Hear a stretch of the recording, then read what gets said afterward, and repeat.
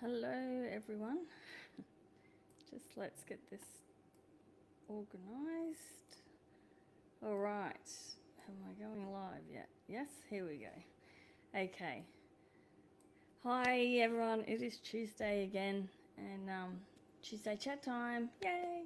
I should have little poppers or streamers to let off every Tuesday morning and get us all excited. It's fun time. It's always enjoyable for me as long as I know what I'm talking about. And today I'm going to be talking about myself, so hopefully I won't get this wrong. I'll just wait a minute to let everyone get on. I also wanted to add a link in the chat to my latest free tutorial. There we go. All right, I've got links happening everywhere. All right. Hopefully you've been having a great week, and definitely let me know if you can hear me all right. If the sound's good, just give me a thumbs up, or yes, Kerri, I can hear you. Would be great. So all the links I've got in the chat. Hi, Elaine. I just wrote myself a note. I'm gonna make a page on my website that's just got all my links, so I don't have to put all these million links in my chat every time I'm sort of going live. You'll be able to just click on one button and then go to whatever I'm talking about. Hi, Oded as well. So in the comments there, I've just got a link to the Creative Bar membership, of course.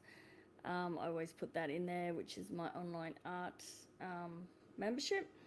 And also I've just put in as well, for anyone who missed last week's Tuesday chat, we did this beautiful leopard's eye. It was so much fun. I love doing eyes when you get that hint of colour in there, and especially I think the contrast between a colourful eye and like the browns and warm tones of the fur really sets it off. So I've just put a link to that on YouTube. If you missed out last week and you wanted to do it, just head to my YouTube channel, and you can watch. It's the full 2 hour. It's not sped up or anything. It's a 2 hour demo that I did, and there's also a link there where you can download the line art and reference image and equipment list that I used. Okay. Yeah, that eye was so much fun. I love doing eyes, and it had been a while since I had done just an eye, so I thought, why not do it on here instead of me talking. So yeah, all right. I think that's it. Oh, I was going to put one more link in there. Bear with me 1 second. Sorry, guys. I meant to have this already up there, and it is for my art retreat. And now I know it's ages away. It's not till the March art retreat is fully booked out. There's two weeks in March, which at this point is fully booked out, but sometimes I get cancellations. So just let me paste that in there. But the art retreat in August, this is next year, of course, so ages away, but there's plenty of room in that one as well. So, or you could just go on a wait list if you wanted to, were hoping to go in March. But so that's all the stuff I've got happening. So I've put all of those links in that I'm just spamming everyone. Andrea said she'll be doing her eye again. Using the white pastel mat wasn't good. Oh, okay.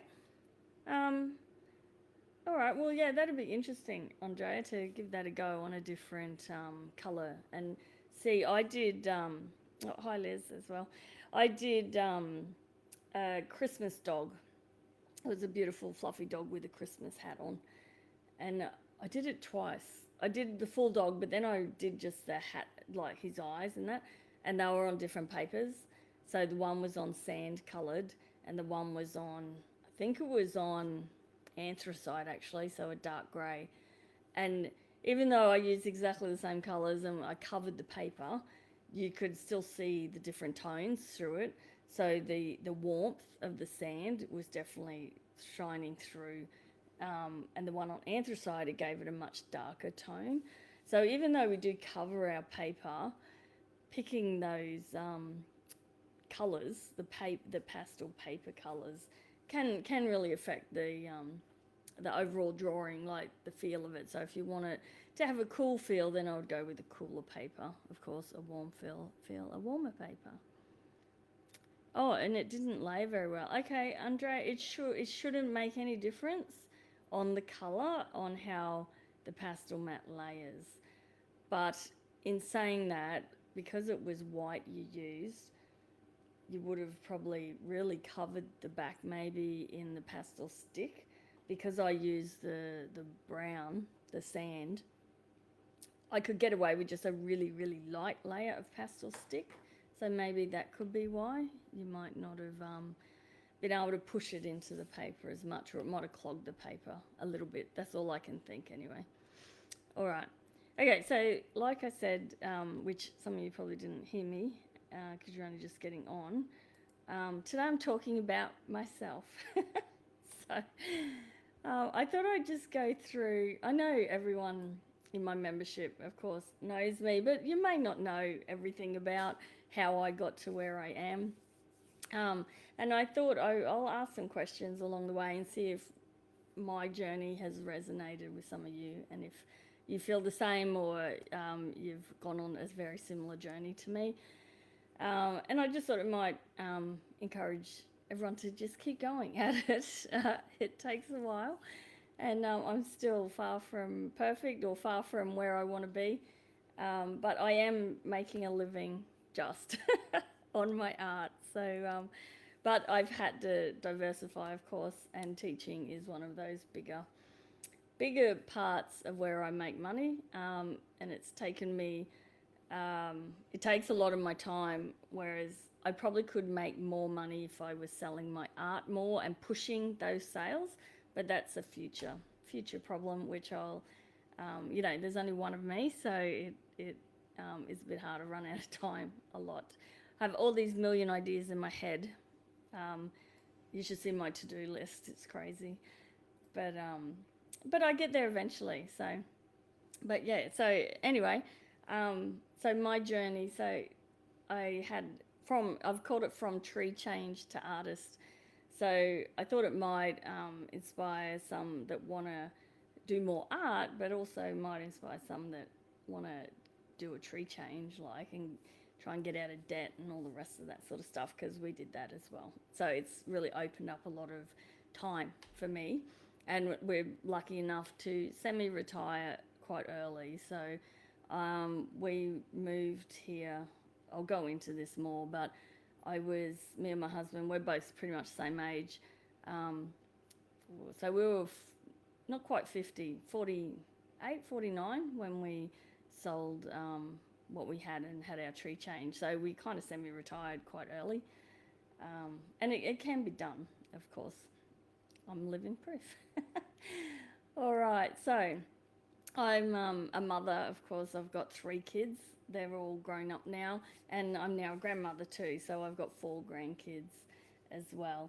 And I did art at school, like probably most of you guys watching. I'm sure you all loved doing art in school, and I did it right through to grade 12.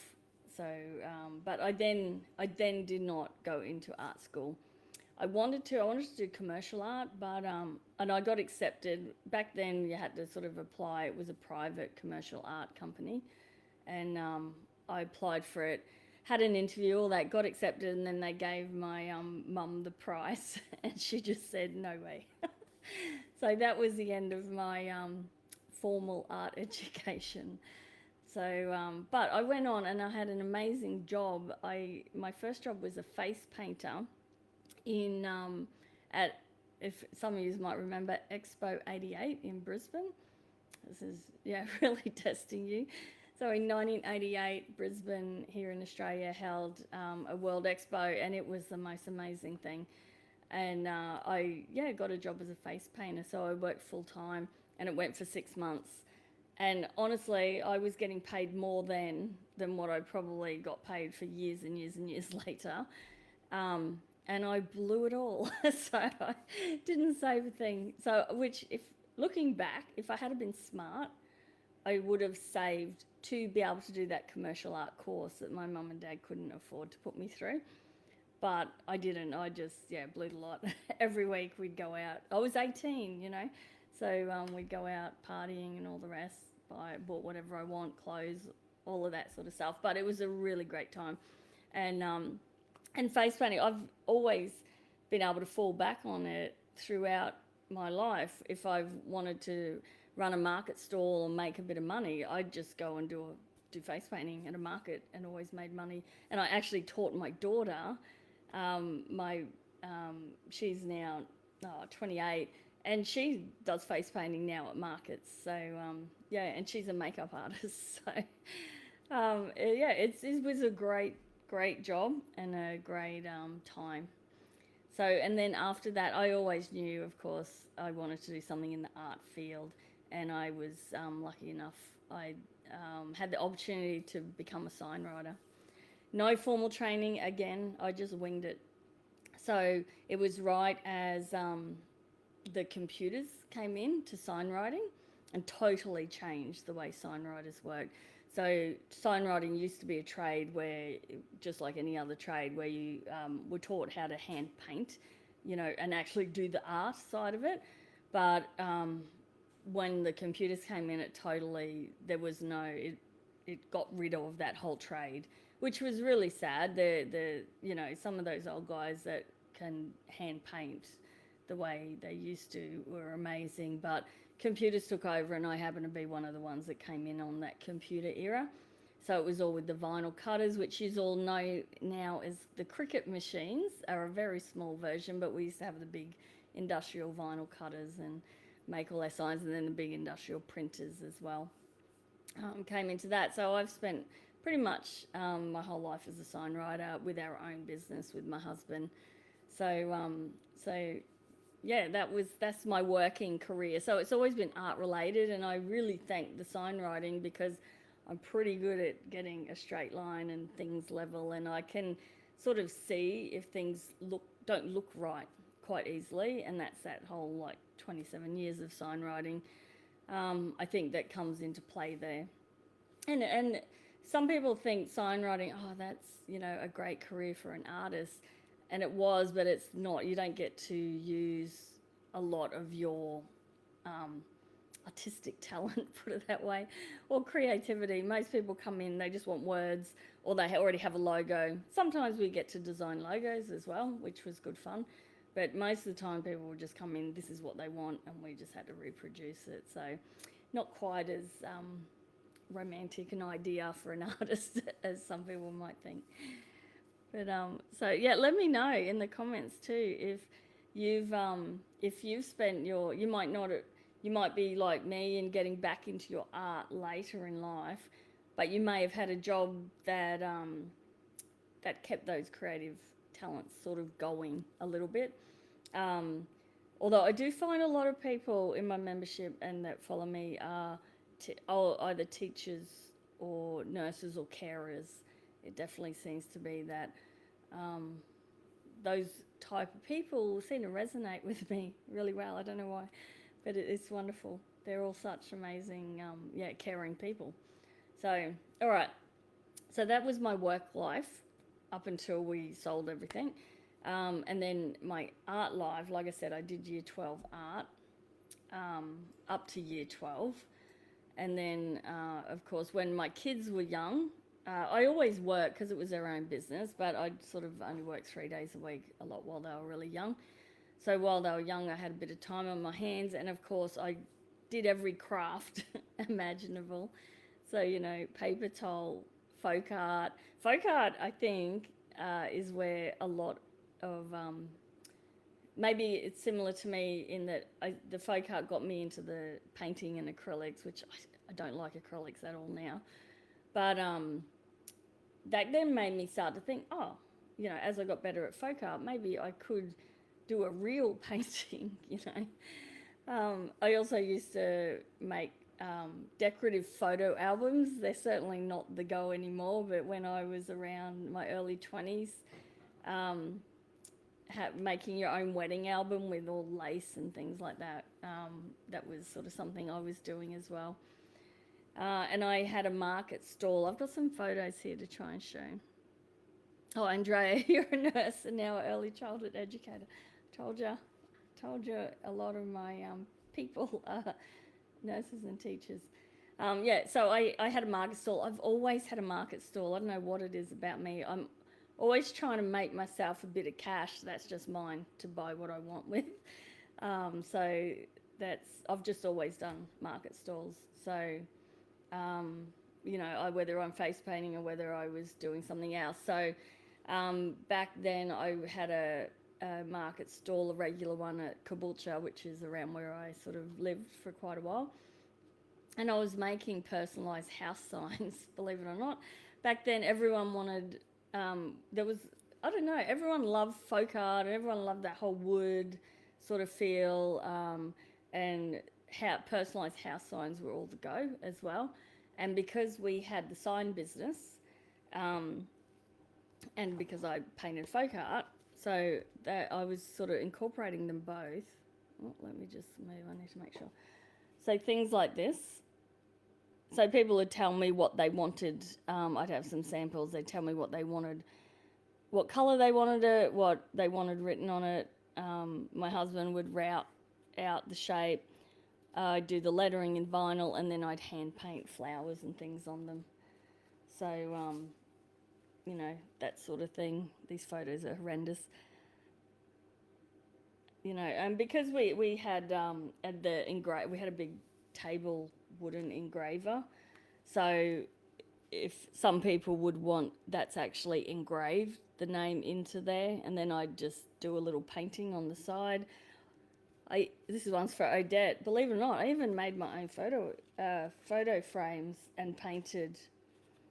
It's a bit hard to see. I used to get old wooden palings and join them together and make a photo frame. And then some people would get me to paint on them as well, little critters running up the side.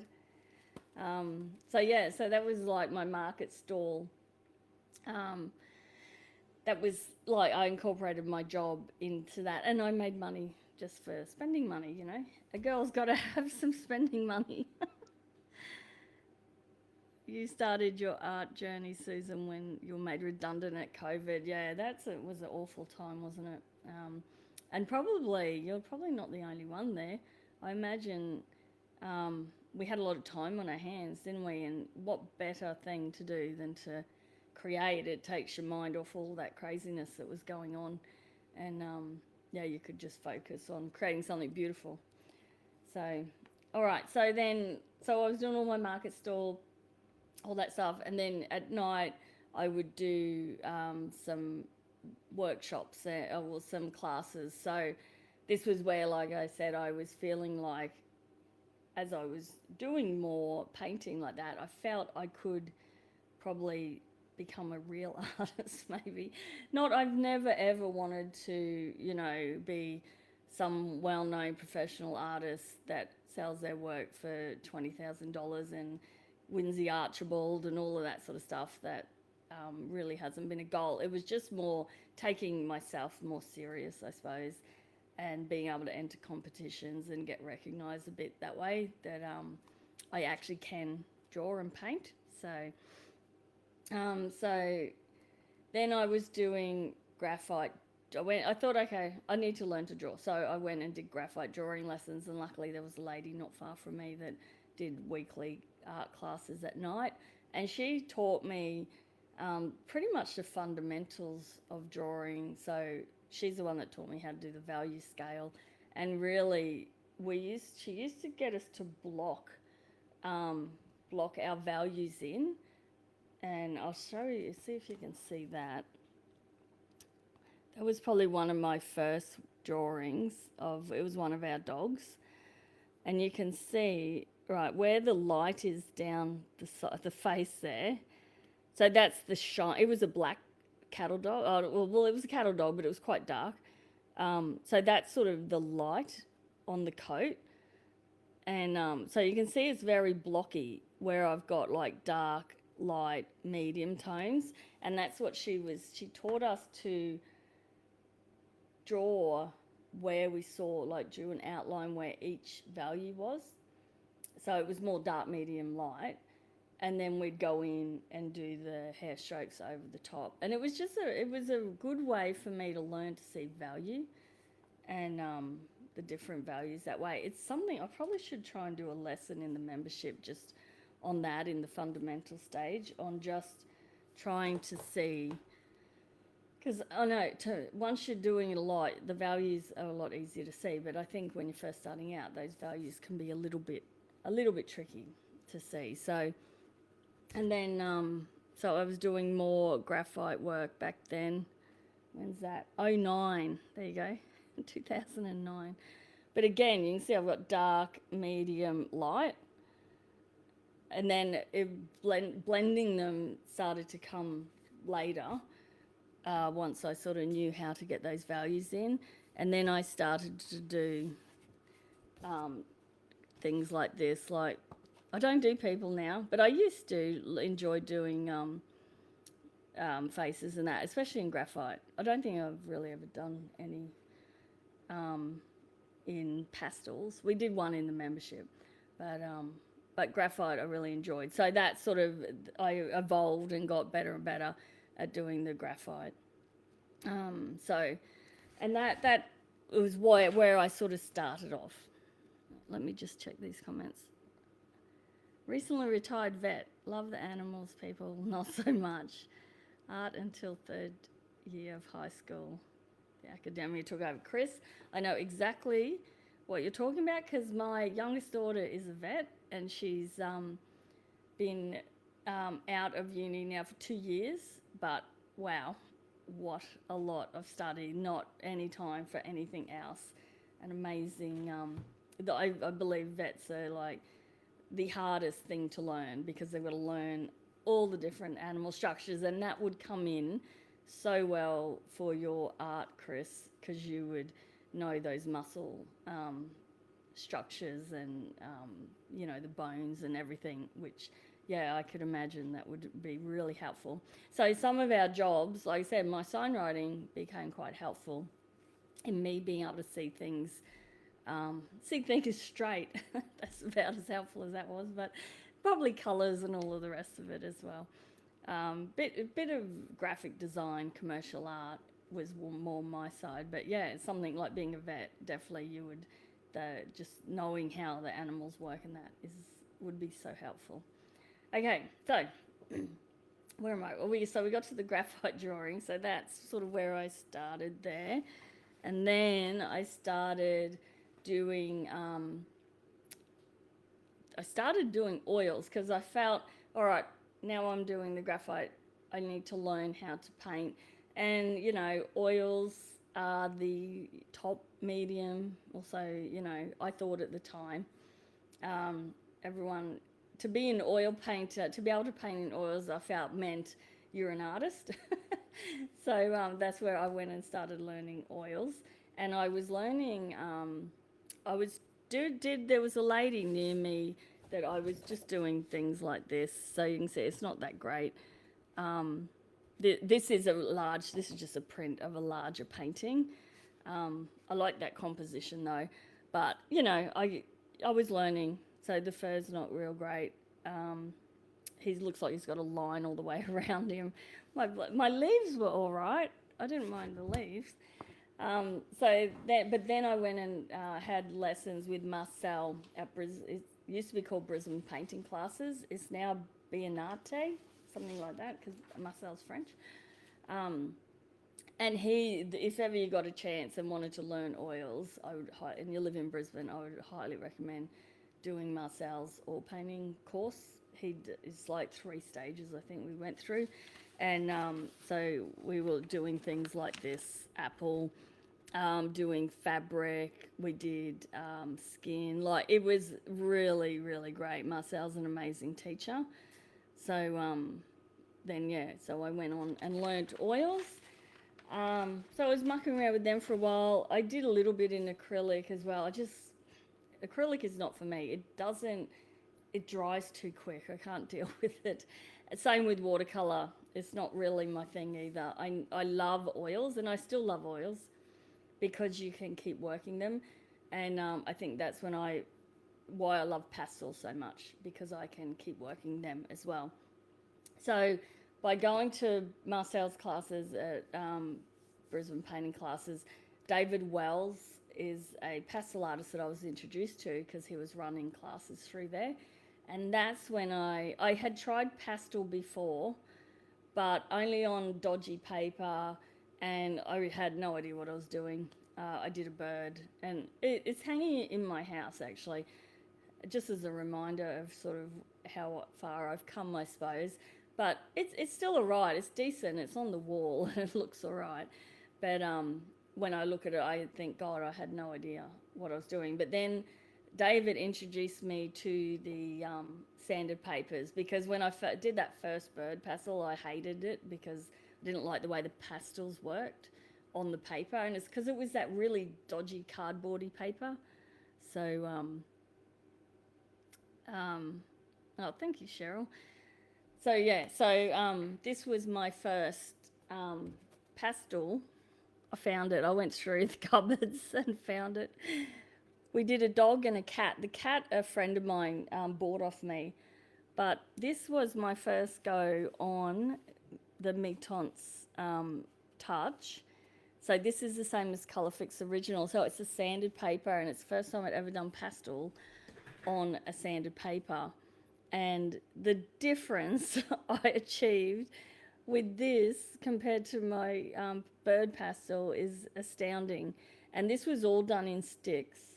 I think we might have used a blending stump. I don't remember using pencil with this because it took me a while to realise that pastels actually had pencil as well. And now, funny enough, I use pencils probably more than sticks. But so you can definitely build layers up and all the rest on these sanded papers like this. But yeah, it was all done with quite hard pastel sticks. And yeah, David's instruction was amazing because you see what I achieved. I was like blown away.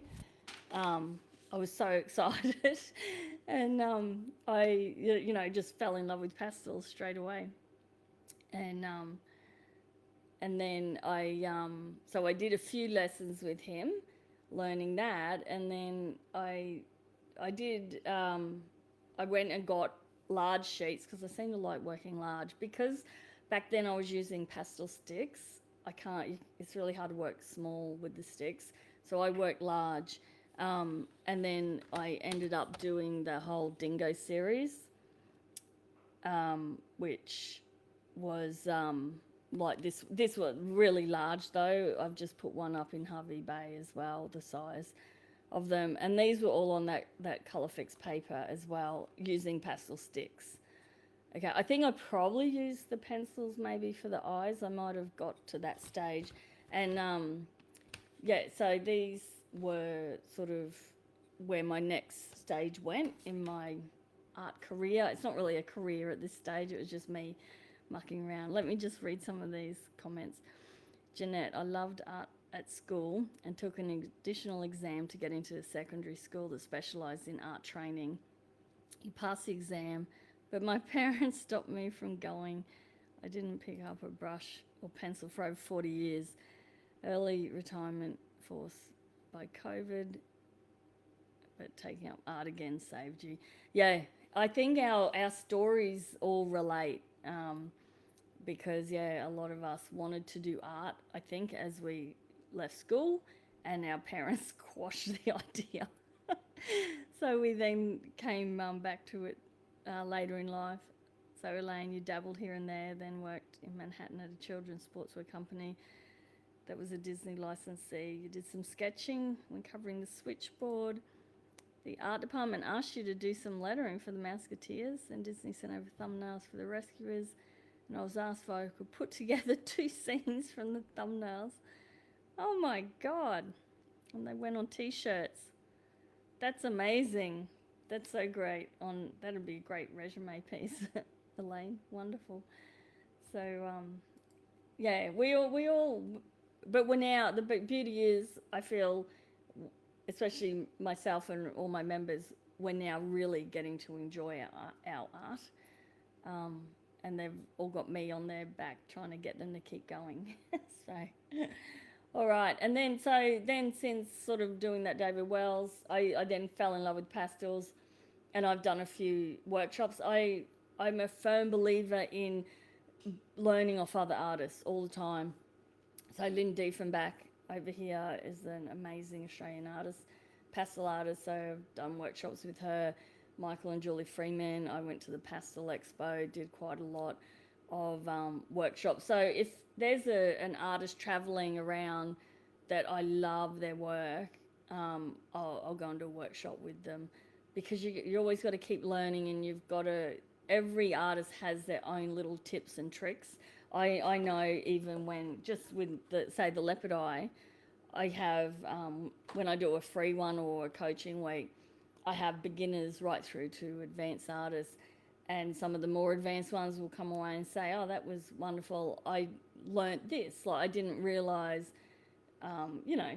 like even just watching different artists on the internet, you learn little different hints and tips and tricks. And I learnt off a fellow artist here in Australia how if she's got a really detailed line art drawing, rather than getting it messy and rubbed off, she did a little video showing how she sets it with water, which that was the best thing I think I'd seen. I just love that idea, and it works perfectly if you've got a really detailed line art. So just little things, can really help.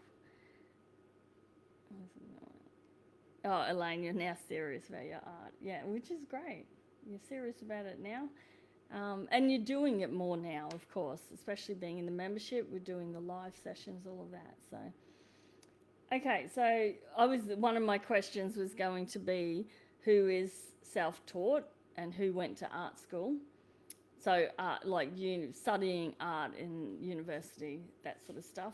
I think if you went to art school and were studying art, you would probably forge a career in art. I would like to think you didn't waste your time at uni, that you are actually a full-time artist throughout your career, which would be great. But you've got to diversify too. I think it's very hard for an artist to just sell their art. You've got to be doing all different things to make a living out of art. And then the other thing was, who else started doing every craft out there, and probably still does. Crafts are fun. I know a lot of my members, when we do creative play every week, we all just get together and do fun things of our own while we're chatting. And quite a few love those jelly plates when they came in. Everyone was doing that. So it's just fun. And any type of craft you do, you're still learning. It all helps with your actual painting, because you're learning. If you're playing with acrylics or watercolors or anything else, or the jelly plates, you're learning colors and how things go together, and just getting ideas as well. So Elaine is self-taught. Oh, Donna, you're interested in the water idea with line art. I find some of the smaller parts of my line art get smudged and hard to follow. All it is, it has to be pastel matte, okay? Make sure you're using pastel matte. So once you've got your line art down, I don't actually have anything around me, all you do is just put it on a flat surface, or even on a tilted surface.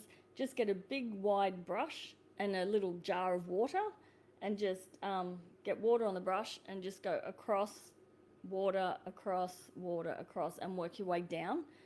Just in a stroke. Don't scrub back and forth, because you will rub your pastel line art off. But if you just do strokes, straight down, whoops, hitting my microphone, straight the way down to the bottom, and then just let it dry. Okay, and you'll be surprised when that dries.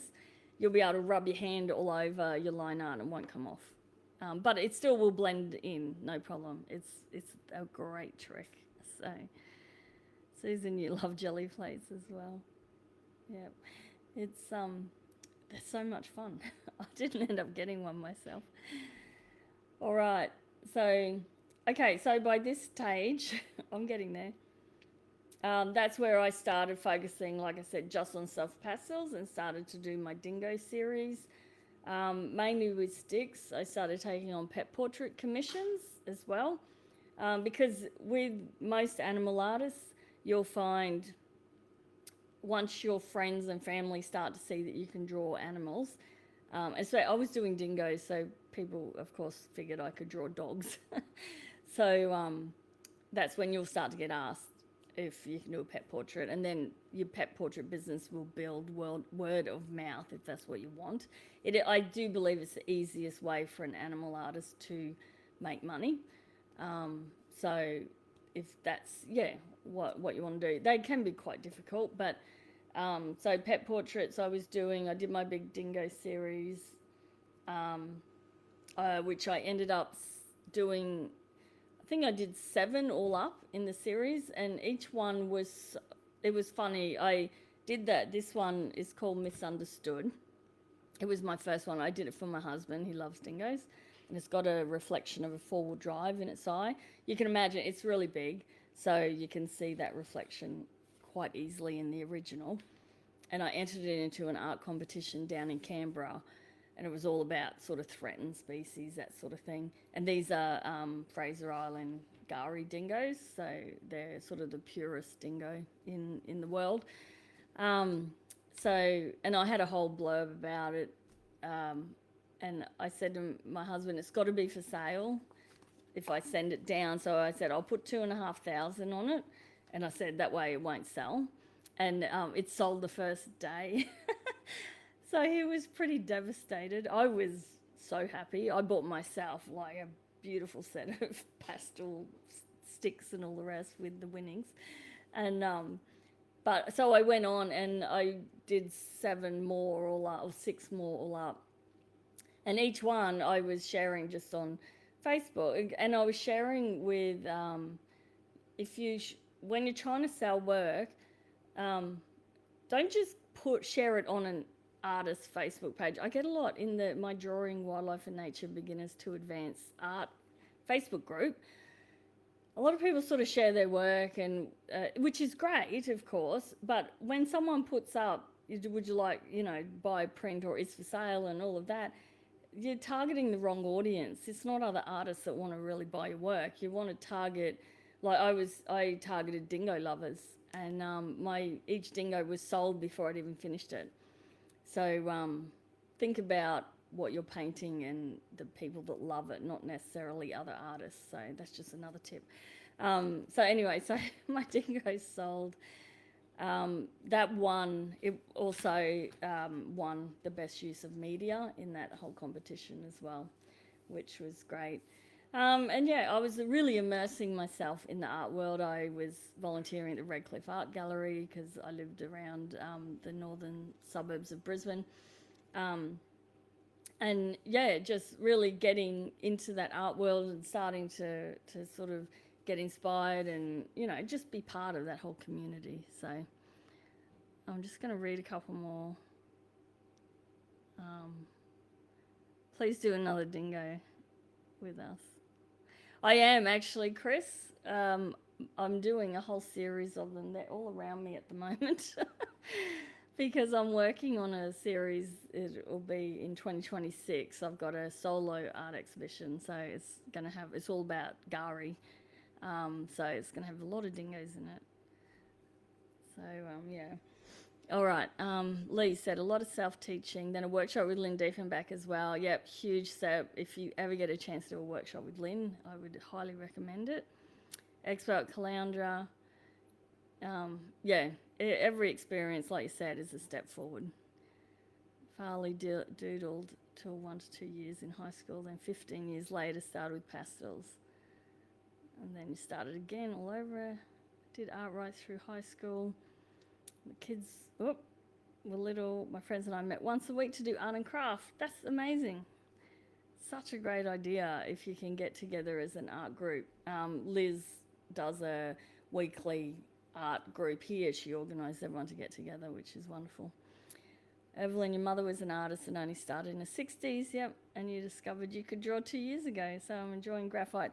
The fact you said you could discover you could draw 2 years ago, I believe anyone can draw. You just need practice and teaching and all of the rest. I do believe it probably comes easier to some people, but again, that's your past experience, sort of, I think, like maybe your work or whether you did it in school. You would probably encourage, you've seen if your mother was an artist, you've been around other art, so it probably comes a bit easier to you.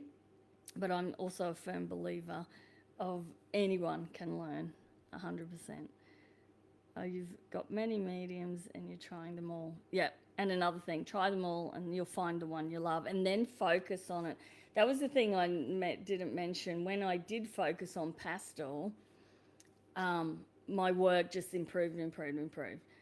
It was when I was like, I'd try acrylic, I'd try watercolour, I tried oil, I tried graphite. I finally got into charcoal, which I love charcoal as well. But I was, playing with all different things, and I don't think I was improving as much. Whereas the minute I just went, right, pastel's my thing, that's when I started to see the difference.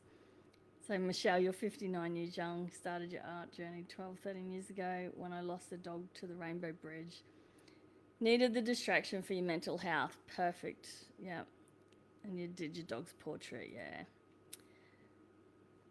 You wanted to do it. You've been learning from YouTube, various teachers and freebies like the cat eye, but I got right into whimsical faces. Wow, that's cool. Oh, you started selling pet portraits. That's wonderful. I hope you finally did your beautiful dog as well. I've got a few animals that I've always wanted to do, but I think it's a bit of a healing process, isn't it? I can't draw them straight up if I need to get over it first before I can draw it. So, yeah. No, I definitely understand that. All right, where's my notes? We're getting there. Okay, so I haven't even got to my tree change yet. All right, so all of that happened while I was still a signwriter. And I was starting to take my art a little bit more seriously. So then we had a tree change, which was the best and most fun thing we ever did. So we had our sign business and we had a house, still like the bank owned part of it. But luckily this was 7 years ago, so it was before the prices went stupid, but our house had gone up quite a lot in value back then from when we'd been in it for 15 years. So, now I'd like to sell it now, be worth well over $1 million, but anyway, but if you buy and sell in the same market, you're laughing. So my husband said to me, once the kids move, how would you feel about moving to a farm? And I was like, what? But I said, all right, but if we do this, I need my own art studio because I want to, take my art a bit more serious. So that was my condition. But it also couldn't be in the middle of Australia. I needed to be within driving distance to a beach. So we're about an hour and a half to the beach. So that I could live with. I'm a beach person, absolutely love the ocean. So that was sort of my conditions. If it was up to him, he'd like to move right out west. And it was like, no. So yeah, no farming experience at all, but we waited till my youngest, the other two had moved out, and we waited, my youngest became a vet, and she moved to Gatton at UQ there and lived on campus. So the minute she moved out, it was like, right, we're selling it all. It took a while. It took us a good year to try and sell the business, and then it took another year to try and find the property that was right. But it all came together in the end, and we did end up going. My father-in-law at the time had just lost his wife and all the rest of it, so we asked if he wanted to move with us. So it worked out really good because we just sort of went halves in the property. So we were able to get a nicer property, and he moved in with us, which was great. And it got us totally out of debt. And that was the big thing. So we ended up probably with a bigger property than we were planning on. When we were going to just do it ourselves, we were happy to live in like a Bert and Ernie shack as long as we had some land.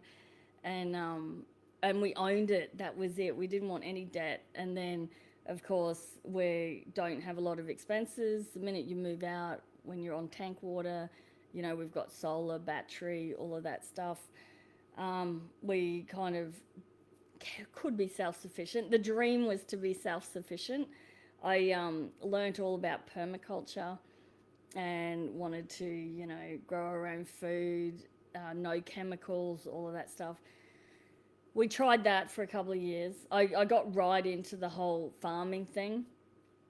Bought 100 chickens, bought like 20 ducks. We got cattle, we got sheep. Just dove straight in, Everything that could go wrong went wrong. Our very first, we had our sheep, our very first lamb was born dead with half its jaw missing. It was some rare disease thing, and then our first calf got stuck, and the neighbours had to come and get it out, and of course that was dead as well. It's like everything that could go wrong did. I spent just so much time on gardens to grow our own veggies, all of that, and then never experienced frost in Brisbane, but up here, like where we live now, we're quite high, and first year of winter, frost killed everything I'd been planting. Then, you've got all your grasshoppers, your bugs, everything that wants to eat the plants. And then when we bought the farm, everything was green, and we had it was a record year of rain, which we didn't realise. And then the next year it was drought, we went through drought, so that killed the gardens as well. Also, we were lucky we hadn't overstocked with our cattle, but they, had to buy hay in. Anyone who's been through drought, of course. And then we've had 2 floods, quite major floods. In 2022, I lost all my sheep due to a huge flood that happened in the middle of the night. So, everything that could go wrong has gone wrong, but we still love it. But I realised my whole idea was we were going to live, okay, we don't have debt, but we still need money, of course, to buy food and pay what small electricity we have, car insurance, rego, all of that stuff. So you still need some money to live on. So our idea was, that's why I bought 100 chickens. So I was going to be making money selling eggs. Then I found out to sell eggs, you have to be accredited. You can't even give an egg away without being if you're caught, you can be fined $10,000 even by giving an egg away, which is crazy. So I had to all be accredited. They had to come out once a year and test our water. I had to have a stamp. They had to be in brand new egg cartons. You're not allowed to use old egg cartons. You've got to clean all the eggs, all the rest of it. So it was a lot of work. And I think I worked out I was spending 13 hours a week just on chickens. I had a market stall selling the eggs. I did sell duck eggs as well. And then, so I sat down and worked it out. I was 13 hours a week, and I was breaking even. I was not making a cent. So I said to my husband, right, I've lost track. The reason we were moving, I wanted to move to have my art studio and take myself serious. So I said, that's it. The chickens are going, and I'm going to start doing art. And at that same sort of time was around when I was asked to teach at the Maryborough Art Society. So that got me into the teaching side of it. So, so I don't do any farm stuff now other than help my husband when he's got to spray the cattle. I've still got my sheep, and we've got about 5 chooks. So there's not a lot to do around the farm, and he does all of that side of it. So now I spend pretty much all day, every day in my art studio, and I'm teaching I was doing just standalone workshops, but now I'm doing regular fortnightly classes, sorry. I also started a subscription box because, I I just need more things to do. But I soon found out after 18 months of that. It was wonderful. I had 60 subscribers. I'd send boxes out around Australia every couple of months. And it was so much fun. But I did ran out of time with that. So that's on a hold. I do want to start it again. So for those that used to be subscribed, it is coming again in the future, but it's just on hold at the moment till I can maybe get a helper. So, all right. The other thing I wanted to mention was my work has improved tenfold since I started teaching, and that's because I'm doing it more and more. So it's so true. The more you do it, the better you get. I'm just trying, because I'm creating tutorials all the time.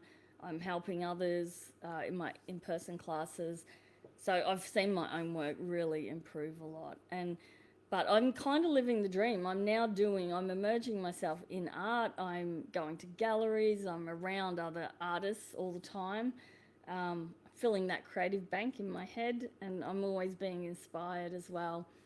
So, just really immersing myself, doing what I love. It is a lot of work running the membership and teaching, but it's fun. It's way better than looking after 100 chickens. And it's way better than going 9 to 5 as a signwriter, driving to work every day. So, all right, a couple more things. I know I'm nearly I try to limit these to an hour. Okay, we're getting there. Who'd have thought my life was this long? Okay. Also, another thing you mentioned, I've got a question there. So, what are some ways you're building your creative bank? So, your creative bank is just immersing yourself in creative things. I know Odette's on here. She's always immersing herself in wonderful exhibits and things like that, which it gives you inspiration and gives you ideas for new work as well. So, all right. So you can pop that in if there's special ways you think you're inspiring yourself by going and seeing others' work, or even just going out in nature. Really, is in taking photos, and that's a way to get ideas as well. Okay, so then I also started an art retreat in Tassie. So that was another. So the whole tree change, we jumped in, knew no idea what we were doing, just jumped in. And my art retreats, I feel, was another one. Because I'm kind of, it's hard to tell, but as most of us probably are as artists, we're kind of a bit introverted. So now the more I'm doing Facebook Lives, and now I'm not that worried about it. But teaching in that first was a huge thing. But I'm also a firm believer, you've got to jump at chances and say yes to them. And that's how you grow. If you keep saying no, then you might have regrets, and you don't want to do that. So the art retreat, I was there at Pastel Expo in 2022, I think it was.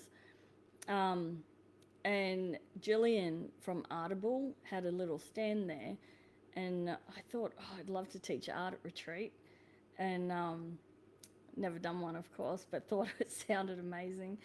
So I went and talked to her about it, and now Artable hosts like some of the best well-known artists all around the world, and I certainly was not well-known at all. But I went and talked to Gillian and told her I had my membership, and I did have a few ladies that I thought might be interested, and the timing was perfect. She'd just bought this old pub in Winnaleah in Tasmania, and she knew there was a gap. So a lot of their retreats all around the world are like, you need $10,000 to do one of those. But there was a gap where people wanted to do art retreats but couldn't afford that sort of price.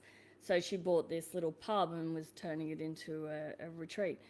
And we were her first guinea pigs, I suppose.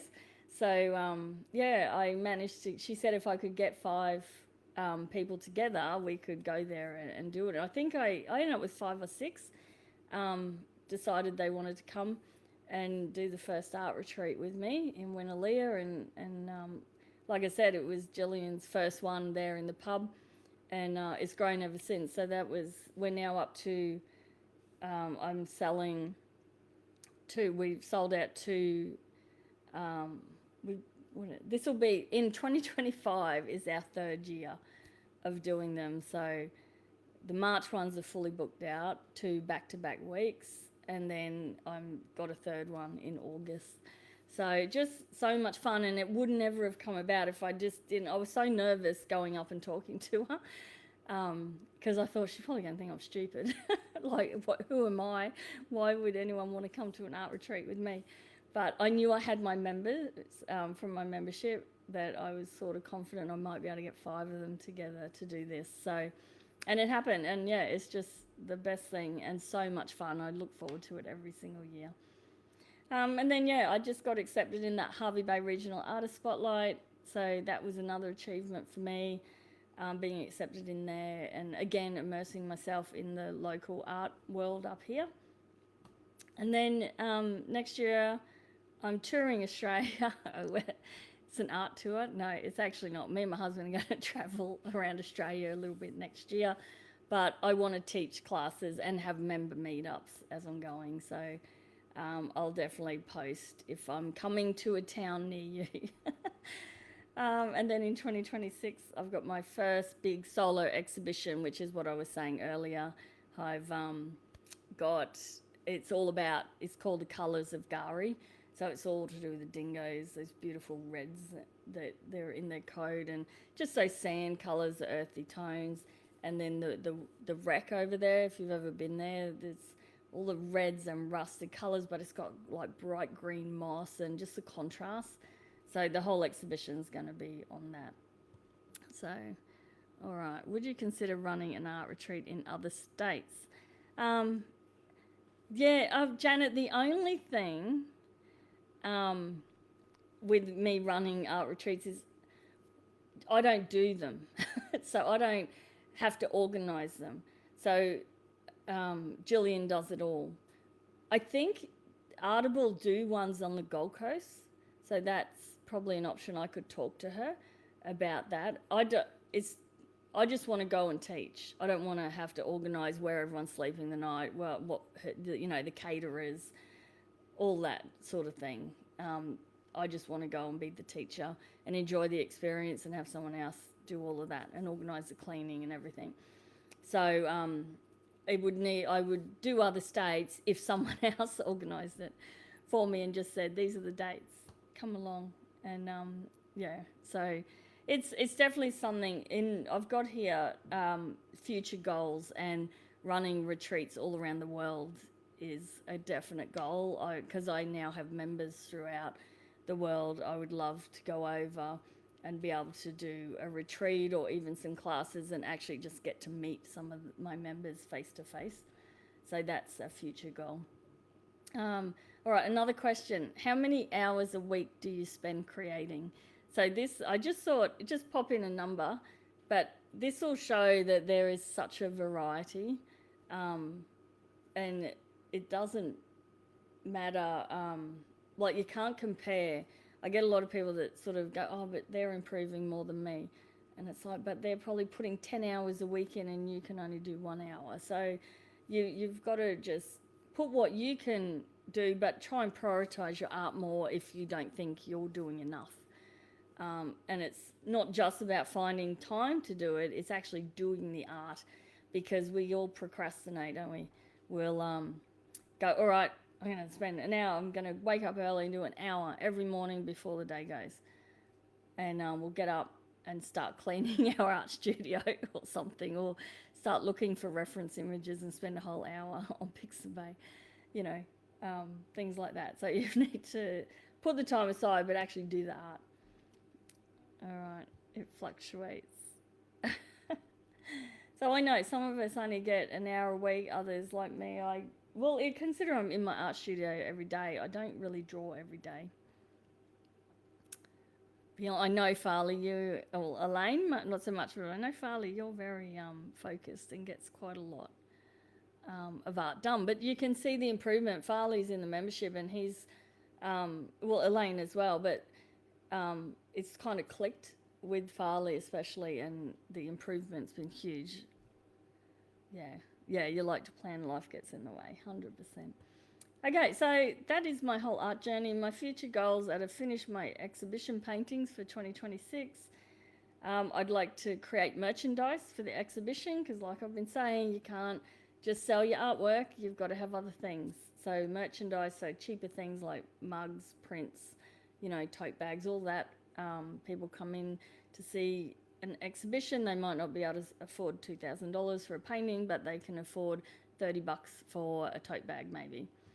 So, and also I'd love to set up a store for my art. This is where I was saying I have been so focused on teaching, I don't really try and sell my art that much. So a store where people ask me what I have for sale, I can just go there, go to that site. That's a future goal. Drop shipping merchandise is another future goal. Approaching local shops and galleries to sell merchandise is another goal. Getting my creative spark box going again. Growing my membership, of course, reaching more people. Art retreats and meetups around the world. So they're all my future goals. I have a million of them. Like I said, my to-do list is always a mile long. But I think if you're like me, you keep persevering. You get your art in competitions, get your name out there, say yes to every opportunity, and just keep going, just keep plodding along. It's a given fact. The more you practice, the better you're going to get. Okay, so even if you don't like what you've drawn, you would have learnt something. So you've just got to keep at it. And you'll eventually get to it. And if you are interested in the whole tree change, the goal there is to get out of debt. So we moved out to be able to buy a cheaper property that we were able to sell our house, pay a loan off, and then with what was left, buy a property. Okay, so that's the goal. You don't want to sell and buy a bigger property, a bigger place that's cost you more money and kept you in debt. Okay, especially nowadays, a lot of people, they've got a lot of equity in their houses. So, if you want to get out of debt and try and, we're as semi-retired, as in my husband works 3 months a year and I run my little art business. So we don't need a lot of money. We don't need to be rich. We just need to be able to buy our groceries every week. But we're living the life where I can do what I love. He can sit around and do whatever he's doing and not have to work too hard. And and it's an early retirement for us, or semi-retirement. But the only way to do that is you can't be in debt. So that's your goal if you want to do what we're doing in that regard. So, all right. Elaine Farley has more time.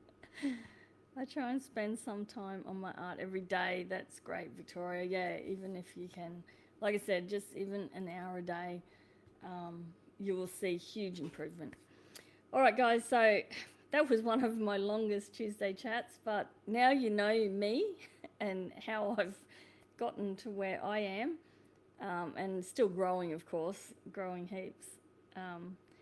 And yeah, you've seen not some of my worst work, of course, but you've sort of seen how I've progressed through the different mediums I've tried, and then I finally focused on my pastel. And now I'm confident in how pastel works.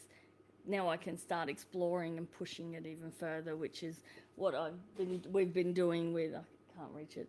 We've been doing some real colourful works and just mucking around with pastel sticks and, turning it to paint, using masking fluid, all different things. So once you've learnt it, you can then push the boundaries. So, all right, thank you guys. I'm glad you enjoyed my journey. It was a long one, but I hope I've inspired you and maybe given you some ideas as well.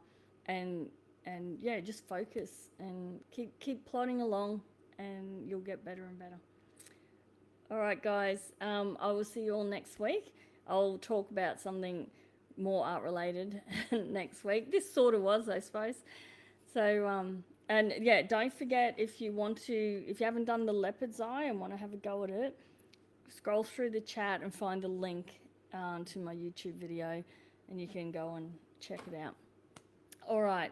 Okay, I'll talk to you all next week. See you.